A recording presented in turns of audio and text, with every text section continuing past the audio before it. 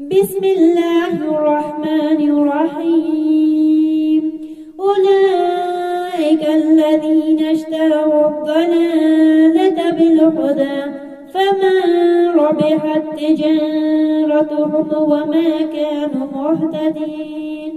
مثلهم كمثل الذي استوقد النار فلما أضاعت ما حوله ذهب الله بنورهم وتركهم في ظلمات لا يبصرون.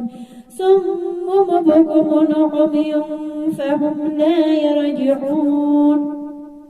أو كصيب من السماء فيه ظلمات ورعد وبرق يجعلون أصابعهم في آذانهم من الصواعق حذر الموت والله محيط بالكافرين.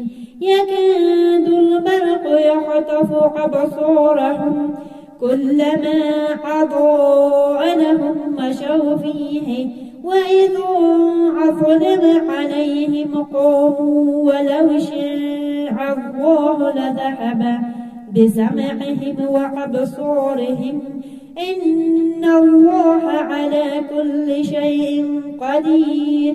يا أيها الناس اعبدوا ربكم الذي خلقكم والذين من قبلكم لعلكم تتقون. الذي جعل لكم الأرض فراشا والسماء بناء وأنزل من السماء ماء فأخرج به من الثمرات رزقا لكم فلا تجعلوا لله أندادا وأنتم تعلمون. وإن كنتم في ريب مما نزلنا على عبدنا فأتوا بسورة من مثله وادعوا شهداءكم من دون الله إن كنتم صادقين. فإن لم تفعلوا ولن تفعلوا فاتقوا النار التي وقودها الناس والحجارة أعدت للكافرين.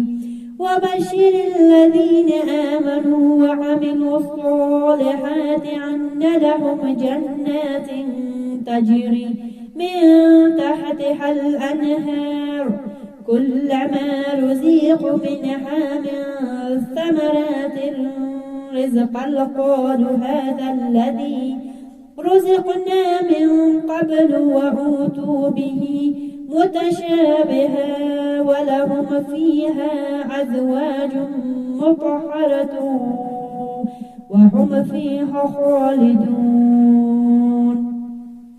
إن الله لا يستحيي أن يضرب مثلا ما بعودة فما فوقها فأما الذين آمنوا فيعلمون أنه الحق من ربهم وأما الذين كفروا فيقولون ماذا أراد الله بهذا مثلا يضل به كثيرا ويهدي به كثيرا وما يضل به إلى الفاسقين.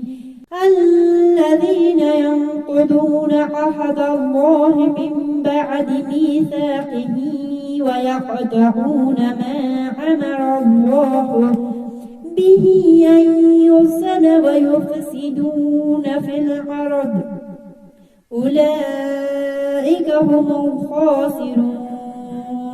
كيف تكفرون بالله وكنتم أمواتا فأحياكم ثم يميتكم ثم يحييكم ثم إليه ترجعون.